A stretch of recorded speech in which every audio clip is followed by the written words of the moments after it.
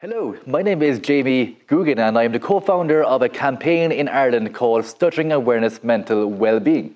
We are delighted to be joined here today by RTE's own Brian O'Donovan, who is here at MTU to officially launch Ireland's National Stuttering Awareness Day 2022. Brian, how are you doing, sir? Great, delighted to be here. It's great to be in MTU. It was CIT when I sort of was a young man growing up around this area I'm from, not far from here. And the name change, I think, happened while I was away in the US, so it passed me by, but it's great to be here. It's an amazing campus and honoured to be asked by your good self to launch today's event. You will be the first ever to launch the Stuttering Awareness Mental Wellbeing Ireland's National Stuttering Awareness Day. So thank you for it.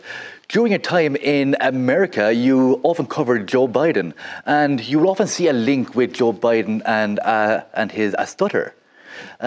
Could you possibly tell us a little bit about that? Yeah, so covering Joe Biden on the campaign trail was very, very interesting. And Joe Biden would often talk about his past, his childhood, growing up. He loved talking about his Irish roots. He loved talking about his love of Irish poetry. And sometimes, he would talk about the fact that he had a stutter. And the Irish poetry and the stutter had a very interesting link because the way he overcame his stutter was as a young man, he would look in a mirror and he would read aloud the poetry of W.B. Yeats. And this was a really good way for him to practice his speech patterns, to get confidence public speaking. And he really, really did overcome his stutter in a truly remarkable way. And what was lovely on the campaign trail was if Joe Biden met somebody, particularly a young person who had a stutter, he would speak to them and he would take time with them and he would talk about how he overcame his own stuttering issues and sort of relay that information to them. It is great because person who has a stutter, we will often find ourselves looking inside the mirror because when we cannot control it, we have to train ourselves of how to control our facial expressions so that when people are listening to you speak, they wouldn't know that you're in pain because sometimes when you have a stutter, your face will contort and it is to show other people that you're not feeling enough pain. So you retrain the muscles in your face. And I didn't know that. So that is probably why Joe Biden used to do it then, was it? He would look in the mirror. That's very interesting. Okay. As a young child, I did the same thing because when I used to speak, I had a very significant and I used to close my eyes and you could see the pain, which I didn't want people to see that. So I spent a lot of time looking in the mirror, trying to figure out how to not contort your face. And that helped. You would look in the mirror and then you would see. And were you aware maybe that you were wincing and squeezing? Yes, you were, yeah. I was very much aware of it because you felt the pressure in your face. Every single muscle come in and also the pressure inside your lungs and stomach. So you felt every second of it. And as far as I know, everyone that I have spoken to used to do the same thing. Starting off. Can I just say, you don't stutter anymore now. So what have you, obviously the mirror was and the facial expression, but do you pause, do you take a breath? Like what are your skills that you've learned? I've learned to control my mind. So I've learned not only how to retrain myself, how to speak all over again, but that is something that it takes years and years of work to do. And the more you put into your own speech, the better you will become. But also to break free of the mindset of a stutterer. I think that's very, very important, is to break free. And it is an important quote from Bruce Willis. He said that when I learned how to break free from the mindset of a stutter, I was happy. Do you find there are occasions, if you're sitting at home chatting to mom and dad in front of the telly, are you less likely to stutter, or were you more likely to stutter standing up in front of a crowd and making a speech, or did that matter? Did it matter where you were or who you were with? Before, it did not matter. It was every moment of every day, it would constantly be there. So it's very unusual where you have something every second of every day following you around because you'll always be tormented in the back of your head going, you will stutter, you will stutter. And if you're constantly thinking that, you're training yourself indirectly, but you're also getting deeper and deeper into the psychology of a stutterer. But doing the job interview or standing up in front of a crowd didn't make it any better or any worse. It was just always there. It didn't really matter what the event was. Okay, yes, that's interesting. Always there. But it was only until I reached out really and asked for help, that's when I made the decision that I'm going to change my life and I'm going to change how I speak and I'm going to get the job that I want to get to do. So it's a psychological thing then, isn't it? It was almost, yeah, huge. Though mentally it is exhausting. Yeah, I can imagine. Exhausting every single day. And there's many examples throughout history of people to be inspired by President Biden, Winston Churchill, Samuel L. Jackson, Bruce Willis, Ed Sheeran, Elvis, all wonderful examples of people who have a stutter and are successful. Even Ireland's Simon Coveney and Eamon Ryan, two political leaders in their own right who speak every day for a living. I didn't know about Eamon Ryan until you told me earlier, and he mentioned it in the Dáil recently, didn't he? Yeah. Yesterday, the first time ever he spoke about his own stutter in the Dáil. It was a fascinating event, and to be there live, it was really a special occasion to hear Minister Eamon Ryan say that. And Brian, you actually met Joe Biden inside the Oval Office on St. Patrick's Day. Can you tell me a little bit about that? Yeah, I was fortunate enough to meet Joe Biden on a couple of occasions during my time in the US. Actually, the first time I met him was before he had even said he was going to run for president. So at that time, he would have been a former vice president, and he was invited to the Irish ambassador's residence in Washington to launch an Irish history book. And he loves Irish history. He loves his own Irish roots. And it was a really interesting event. And at the time, what was big in the news was Donald Trump's kind of anti-immigrant stance and building the wall in Mexico. And Joe Biden made a big speech about Irish immigrants coming to America and the big impact they had on American life and the importance of welcoming immigrants. And he said, we can't be xenophobic, we can't be pushing immigrants away. And he quoted a W.B. Yeats line of, "A terrible beauty is born." And he said, I feel like we're here at the moment, you know.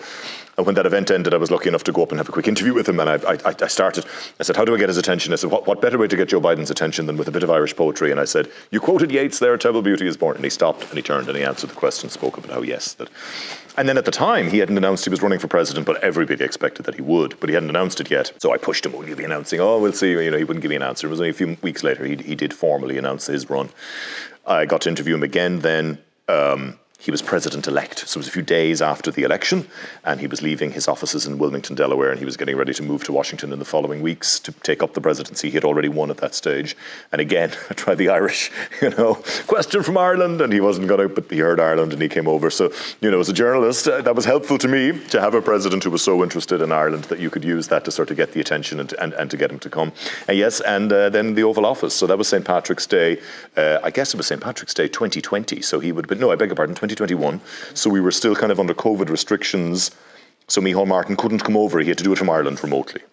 But I was allowed into the Oval Office along with my colleague Suzanne Lynch from the Irish Times and only a handful of others. So it was sort of this rather unusual setting where usually the Oval Office president, because I had done it before with Leo Varadkar and Donald Trump, and it's bedlam, and we're all packed into the Oval Office, and there's lots of journalists, lots of microphones, and we're leaning in, and we're shouting our questions, and it's a very busy room. This was very, very different. The room was nearly empty. It was just me, Suzanne from the Irish Times, and a handful of others.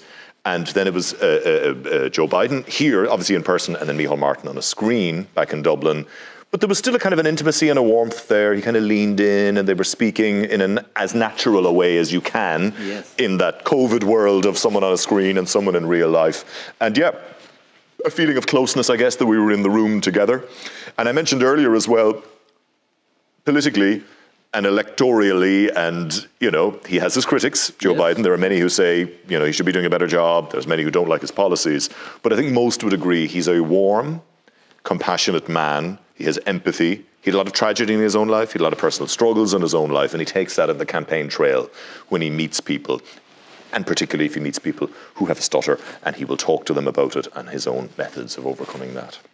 Was it St. Patrick's Day 2021 where Braden Harrington, individual from the States who had a stutter, was invited in to read the poetry to Joe Biden? Would I be correct? Yes, that's right. Mm-hmm. The Irish Embassy had arranged that, and it was a lovely thing to do. Braden Harrington had become almost a household name. He'd become really famous in the US because the previous year, during the election campaign, when I was in the US was most unusual. Because of COVID times, you couldn't have traditional rallies, you couldn't have big campaign events.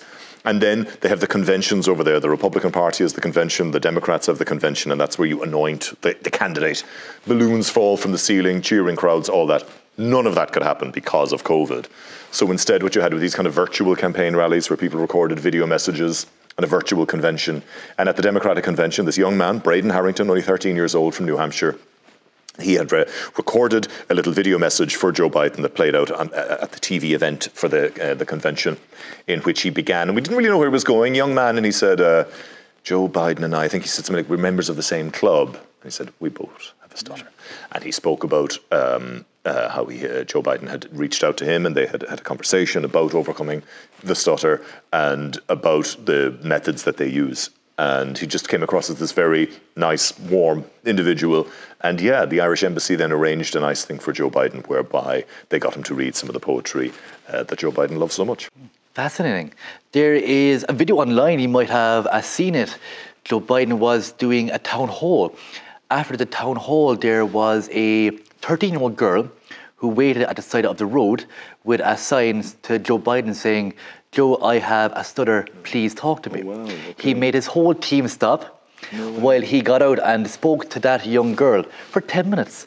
He gave 10 minutes of his time to go and speak to that 13-year-old girl. Wow. And I found it fascinating that his compassion as just a human being, that if a person suffers from maybe a cancer or have a stutter, the time he gives them, because he understands himself and more importantly, as he quoted, how it feels. Yeah.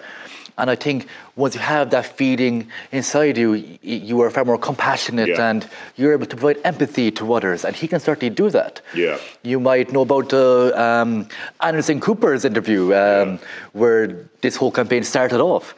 He got asked a question and he spent 17 minutes answering that question. I find it fascinating. Yeah. And what has always struck me at these town hall meetings with Joe Biden, someone might ask something very, they might say, "I lost a loved one. And how do you come through grief?" And he has had so much grief as well in his own life. He lost his first wife and children in a car crash when they were very young. And then his son died of brain cancer in later years. He has come through so much, and he brings that personality and he brings that personal empathy when he speaks to people. It really is, it comes across as a politician and as a man, that he has that empathy with people. And Brian, there is talks that the President of the United States might be here for the 25th anniversary of the Good Friday Agreement. I think it'd be an important occasion to mark a United States visit. If the United States President was to come to Ireland and if he was to engage with the campaign, what do you think the message would be for the 50,000 Irish people who have a stutter? I think it would be a message of hope. It would be very powerful to see the most powerful individual in the world who has overcome his own stutter, who has spoken about it so many times. And as I mentioned, there's this lovely link between his love of Ireland, his love of Irish poetry, and the overcoming of that stutter. I think it would be a nice moment if he were to come here. And it's interesting you say that the speculation is there, that there might be something tied in with the Good Friday Agreement anniversary. And that would not surprise me, because in my time in the US, Joe Biden was this staunch defender of the Good Friday Agreement. And I remember on the campaign trail, when there was various worries about the Northern Ireland Protocol or the Good Friday Agreement coming under threat or Brexit, he always would come out and make very strong statements of, don't mess with the Good Friday Agreement. He felt a personal pride in it. Part of its formation, the US had a lot to do, of course, with the finalisation of the Good Friday Agreement. They were co-guarantors of that agreement, and Joe Biden, as a senator then, would have been involved in all of those negotiations. And I think it is something he feels very strongly about. I will say, however, there's always speculation about when a US president will visit Ireland. I know with Donald Trump there was lots of visits that were on again, off again. He did come eventually. He did. I know so far with Joe Biden there's been speculation of, he's going to come this time, and then he doesn't. Yes. But, certainly it would make sense, I think, for a visit to happen around that time of the Good Friday Agreement. And certainly I think this would be an event, your organisation and the whole stuttering issue is something that's so close to his own heart. It would surprise me if he wouldn't take an interest in it, most certainly, yeah. We would certainly be delighted to bring him here to Cork, and especially to this fantastic room here outside MTU, the President's Council Room. It'd be wonderful to have the President of the... Exactly, yeah, absolutely. Wonderful to have him here to speak on the issue, and it'd be the second time a United States President would have come to Cork. It would be a historic occasion also. Who was the first? John F. Kennedy. Very good. So JFK had a Cork leg to his journey. Yeah. Okay, so he was another Irish American, and then Joe Biden is the second. Yes. So hopefully he might replicate that trip with a Cork.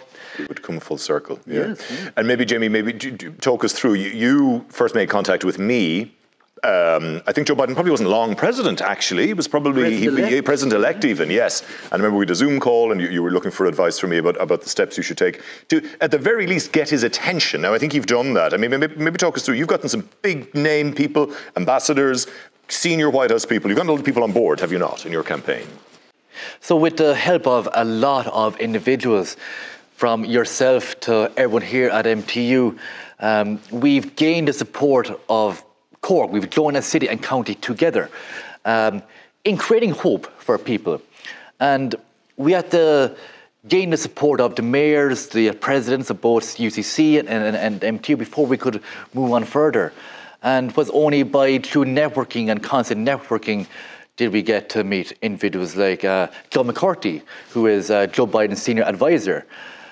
People like John Murphy in the US Embassy, and Caudle from the Irish Embassy in the USA. And though we have contacts now with all the areas, and we hope that he might see our invitation, that he might visit Cork, or that he might see the poetry, The Cure Troy by Seamus Heaney, which we sent to him today online. And I suppose social media allows you to get a message to somebody so directly, you can tag them. Look, let's be honest, he's the President of the United States. He's probably not looking at his own Twitter, unlike his predecessor who was. But even if somebody in Joe Biden's office were to see the messages today, it's gone kind of viral on the internet, and you've got some big names retweeting. Yeah. So the goal of today was to gain the support of Geraldine Byrne-Nason, who is the Irish ambassador to the United States. Her Excellency Claire Cronin, who is the American ambassador to Ireland, handpicked by President Joe Biden himself.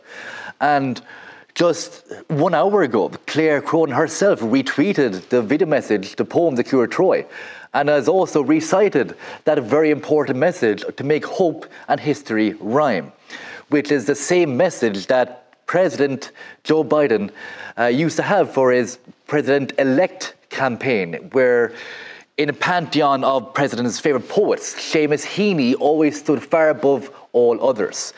And with solace and encouragement, he declared that this is a moment to make hope and history rhyme. And I believe that if he was to come to Ireland, if he was to engage with our campaign, then truly we can make hope and history rhyme. And there'll be an unbelievable legacy for a United States president to know he helped 50,000 individuals and beyond, because the power he has and the media attention that he has as a United States president is unrivaled. So look, lots of messages today, lots of social media activity, lots of events on. What's the central message? What's the point you want to get out there?